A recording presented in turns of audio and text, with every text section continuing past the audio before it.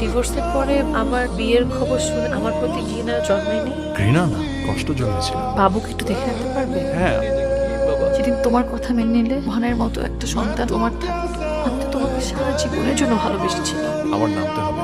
ভালো থেকো, খুব ভালো থেকো। তুমিও ভালো থেকো। আসি। তোমার জন্য কেন জানি চিৎকার করে কাঁদতে ইচ্ছা করছে। তুমি এখানে? মনে হলো আমার সাথে তোমার আরো অনেক কথা বাকি। আমি সুখী, অনেক সুখী। আমি জানি তুমি মোটেও সুখী না। এই চরম সত্যটা বিগত 5 ঘন্টার জার্নিতে নানাভাবে লুকানোর চেষ্টা করেছো। তুমি তোমার পথে অন্য পথিক নিয়ে হাঁটো না। তোমাকে পেয়ে আর হারাতে চাই না।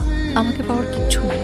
যে সন্তান আমি তোমার সংসার থেকে নিতে চাইনি, সেই সন্তান জামিনের সংসারে হওয়ার পরও জামিনকে ডিভোর্স দিয়ে চলে ও দেশে থাকা অবধি আমার প্রেগনেন্ট হওয়ার কোনো আলামত পাইনি বলে ও ভেবেছে রোহান আমার পাপের ফসল। এভাবে ভাঙতে ভাঙতে আমি নিঃশেষ হয়ে গেছি।